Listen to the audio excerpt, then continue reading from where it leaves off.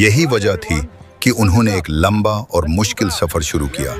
Europe से मशरक़ वुस्ता तक सहरा, पहाड़ और ख़तरनाक रास्ते, ये सब उबूर करते हुए वो आगे बढ़ते गए। ये सफ़र आसान नहीं था। रास्ते में बीमारियां, भूख और थकन, ये सब उनके साथ था, लेकिन उनका अज़्म उन्हें आगे बढ़ाता रहा। और फिर वो लम्हा आया जब उन्होंने जेरूसलम तक रसाई हासिल की। 1099 में उन्होंने शहर पर कब्जा कर लिया। ये एक अहम वाक़या था, लेकिन इसके साथ बहुत सी तल्ख़ यादें भी जुड़ी हुई हैं। तारीख़ हमें बताती है कि उस वक्त बहुत खून बहाया गया, लेकिन ये कहानी सिर्फ एक तरफ की नहीं है। ये एक ऐसी जंग थी जिसमें दोनों तरफ अपने अपने अकायद और मकासद थे। मुसलमानों के लिए ये उनकी सरजमीन थी और क्रॉस्टर्स के लिए ये एक मुक़द्दस मिशन था। यही वजह है कि ये जंग सिर्फ तलवारों की नहीं थी, बल्कि नज़रियात की जंग थी। वक्त गुजरता गया और ये जंगें जारी रहीं।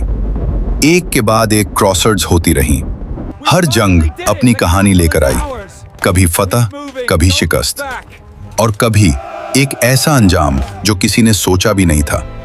लेकिन एक बात वाज़ेह है, ये जंगें सिर्फ मजहब तक महदूद नहीं थी। उनमें सियासत भी शामिल थी, ताकत की ख्वाहिश भी, और असर और रसूख की जंग भी। ये एक ऐसी हकीकत है जिसे समझना ज़रूरी है, क्योंकि तारीख़ हमें सिर्फ वाक़यात नहीं बताती, बल्कि हमें सोचने पर मजबूर करती है। क्रॉसडर्स की कहानी भी ऐसी ही एक कहानी है, जहां एक तरफ अकीदा है और दूसरी तरफ इंसानी ख्वाहिशात। ये हमें सिखाती है कि हर जंग के पीछे एक से ज़्यादा कहानियां होती हैं, और सच्चाई हमेशा एक ही रुख से नहीं देखी जा सकती। आज जब हम तारीख़ के सफ़हात खोलते हैं तो हमें सिर्फ जंगें नज़र नहीं आती, बल्कि हमें इंसान नज़र आते हैं, उनके फ़ैसले, उनके जज्बात और उनके असरात। क्रूसेडर्स की कहानी सिर्फ माजी नहीं है, ये एक सबक है, एक याद दहानी कि जब अकीदा, ताकत और सियासत एक साथ आ जाएं तो तारीख़ का रुख बदल जाता है।